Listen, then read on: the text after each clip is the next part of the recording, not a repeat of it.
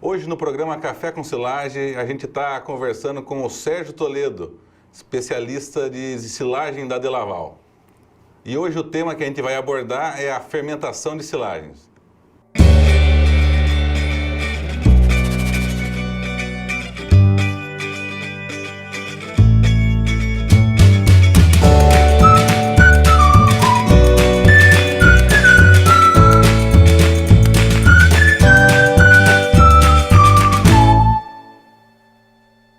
Sérgio Toledo, eu queria agradecer a sua presença aqui no nosso programa Café com Silagem e a gente falar um pouquinho sobre fermentação.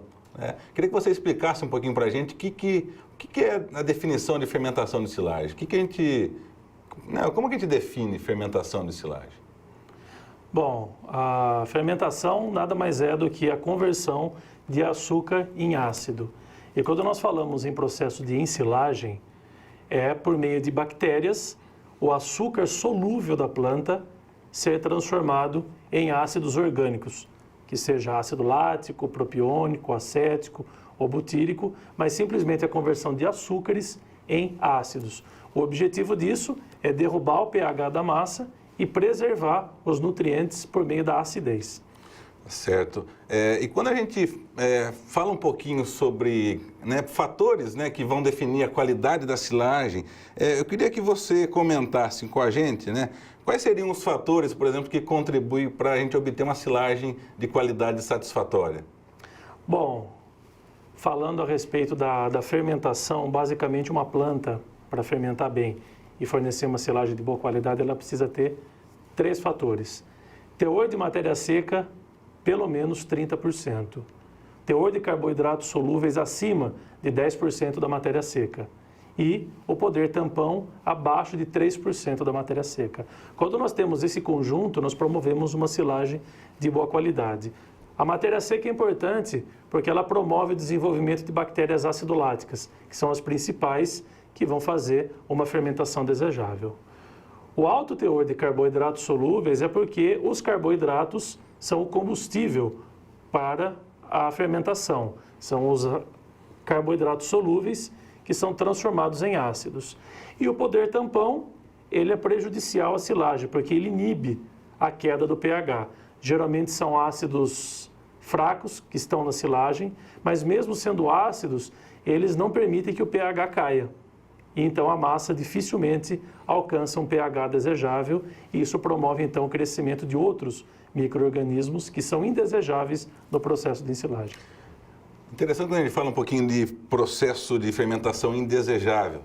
A fermentação indesejável é uma fermentação que a gente frequentemente encontra nas propriedades do Brasil. E o que leva a uma propriedade se deparar com uma silagem com fermentação indesejável? O que você pode explicar um pouco para a gente sobre esse ponto aí em silagens mal fermentadas?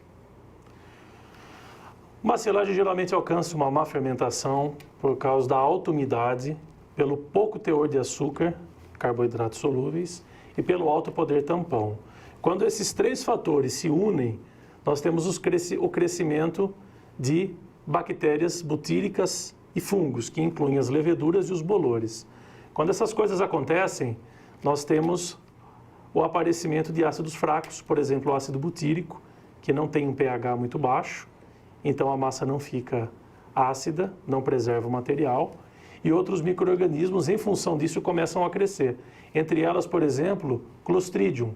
Clostridium é uma bactéria amplamente espalhada no meio natural, sobretudo no solo, e a silagem acaba sendo contaminada com esse material. E se tiver muita umidade e alto poder tampão, esses micro-organismos começam a crescer. Eles vão promover o aparecimento de toxinas, como por exemplo nós podemos citar putrefacina, cadaverina, que tanto inibem o consumo por parte dos animais, como também são tóxicas e em excesso pode levar à morte dos animais. Sérgio, então, com relação a essa parte de fermentação indesejável, quando a gente olha do ponto de vista de resposta do animal, o que a gente pode obter em respostas, talvez assim, negativas, A presença de Clostridium, por exemplo, oriundo de silagens contaminadas com esse micro-organismo, geralmente silagens muito úmidas, eles inibem o consumo de uma vaca de leite, por exemplo. Mesmo que nós não sintamos o cheiro da putrefacina e cadaverina, o animal muito sensível consegue sentir isso. E isso pode diminuir ou depreciar o consumo em 2%, 3% ou mais.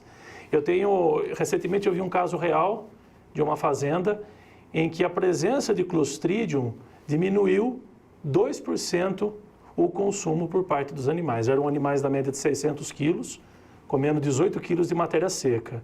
Como a conversão alimentar dos animais para 27 litros era de aproximadamente 1,5, caindo 2% o consumo, esses animais estavam deixando de comer apenas 360 gramas de dieta por dia, o que correspondia a 540 ml de leite por dia. Como ele tinha 100 vacas, eram 54 litros a menos no tanque por dia, simplesmente em função da contaminação de Clostridium, coisa que muitas vezes o produtor não consegue perceber. Realmente é bastante importante esse ponto de qualidade de fermentação. Sérgio, eu gostaria de agradecer a sua presença aqui no Café com Silagem e faço convite aí para você voltar mais vezes com a gente aí para poder falar um pouco mais aí da experiência sua no campo. Muito obrigado. É um prazer, obrigado. Então é isso, pessoal. Espero que vocês tenham gostado da nossa entrevista de hoje. Peço para vocês compartilharem essa informação e convido a curtir os canais nosso no YouTube, canal do Boletim da Forragem, o canal do Dr. Silage e o canal da Delaval. Um abraço e até o próximo vídeo.